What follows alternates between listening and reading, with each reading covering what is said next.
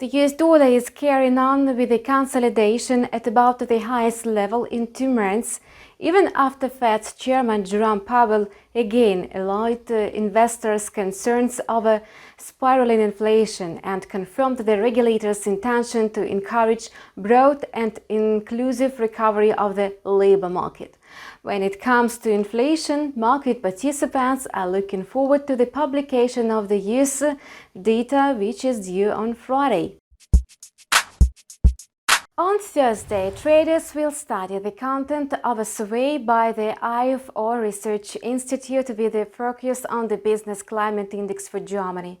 Notably, the indicator for the previous month jumped to the highest mark since May 2019. Experts predict a further rise of the index in June that will cement optimism about a recovery in the European economy because Germany is viewed as a powerhouse of the whole Eurozone's economy. No wonder the fresh report with positive content will ensure strength of the single European currency. Besides, traders are anticipating a policy update by the Bank of England.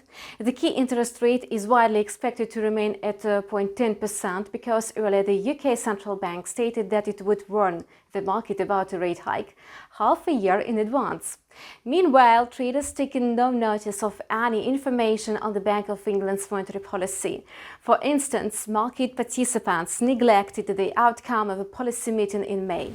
Importantly, the central bank announced that it would scale down the bond buying program to £3.4 billion per week from £4.4 billion. This way, the regulator signals that it's going to terminate the emergency support program later this year. Besides, the Monetary Policy Committee upgraded notably the GDP outlook to 7.25% for 2021 from a 5% increase in the previous forecast on the back of easing economic restrictions on businesses and the progress in the mass vaccination. Investors are more interested in macroeconomic data from the US. As usual on Thursday, market participants monitor a weekly update on unemployment claims. This time they will focus on initial claims, as the number of first-time claims for unemployment benefits rose unexpectedly last week for the first time in over a month. Nevertheless, the number of applications remains close to the lowest level since the pandemic outbreak. Moreover, first-time jobless claims are expected to decline in the coming weeks amid reopening of the national economy and gradual withdrawal of stimulus checks. Large and small companies still lament over difficulties in hiring employees, citing the lack of workforce in account of a generous relief package from the government. Meanwhile, Alaska, Iowa, Missouri and Mississippi are the first states to cut federal financial aid ahead of a schedule.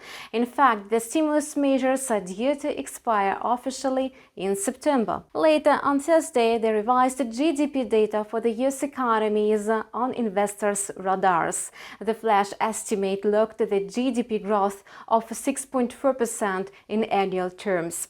The economic expansion was mainly driven by consumer spending and capital investments in the non-housing sector.